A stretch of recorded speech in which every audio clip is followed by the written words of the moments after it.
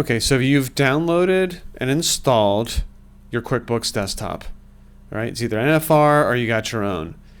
You're going to run through the basics of setting up a company file. Here I call this Old New Hampshire Pies. And you want to be working with a test file, okay? Or, you know, your company, whatever, okay? You're going to have the version, the company file you want, and things like that. Now has a blank customer list and those kinds of things. Next, you're going to, and you can see if I've installed some other things too. Vim is my editor. You're going to want an editor as we get into other episodes. So if you're on Windows, you'll have your stuff you're used to. If you're coming from another environment, you're going to want to investigate some Windows editor tools, specifically XML ones, because I'm going to show you the very cool SDK Plus tool in a later episode. But whatever, I installed Chrome. Okay, I installed a couple other things here. Now you're going to download and install the SDK. And that comes from the developer site. I'll have a link there. It's this link right here. You're going to go through and install that. Next, after you're done that, this is a bit tricky. Now this is only has to do if you're on Linux or you're on OS X. If you're on Windows, you're not going to have to do this step necessarily. But what I have to do is make a map in. So you go to the CMD file, or command prompt rather, excuse me. I open it up, run it as administrator.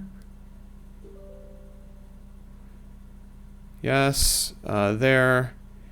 I'm going to paste in this command, which will also be in the show notes. Okay, so it's going to go open up this etc host file. I don't know if there's an easier way to do this. I don't know Windows that well. This is what I've always done with virtual machines. So I edit this host file. I'm going to do this again. I had to jump off camera here, and I know I'm not getting anything. There we go. So we're going to hit enter. There we go.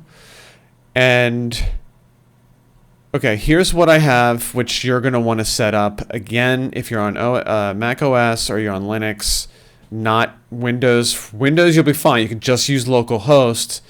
You're going to want to set it up like this. And the reason you want to do that is because when we set up the QuickBooks web connector, the SOAP server needs to have an HTTPS target. So, but we're just testing, and well, I should say, excuse me. So it either needs to have HTTPS, and you can do your own signed certificate or something like that. But you can also have, as a host name, localhost in it, and then you don't need HTTPS.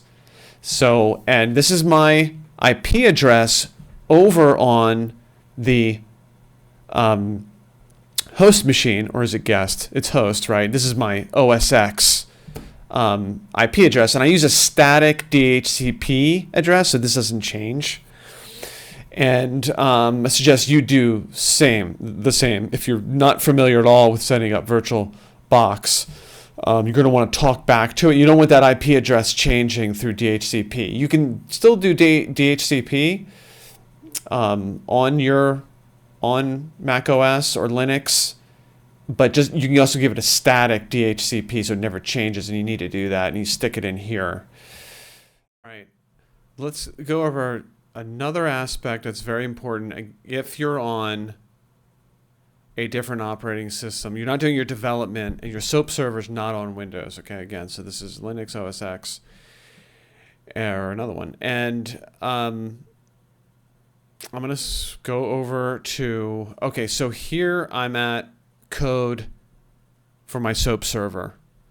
And I actually have a example app for my SOAP server. So this is like a web interface. I can do some testing. You're going to get very familiar with this because we'll be using this all the time.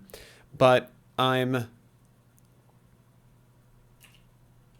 just go to the main page. This is not running right now. Okay. So let me go run it. And I'm just going to do a command for, again, your environment will be different, but you're spinning up a web server for your SOAP server, correct? So I'm going to spin up a Rails server. Let's see. Why is that not working? There we go. I guess there was just like a little space or something there. But anyway, so now I've booted up my Rails application server, which is also serving that website over here. Okay, so now it's going to work, right? It does not work still. The reason that is, and this is going to be the same thing for you if you're not using Windows as a development environment, you need to bind it. This is binding to localhost or IP address of 127.0.0.1. You know that number. What you have to do is this instead.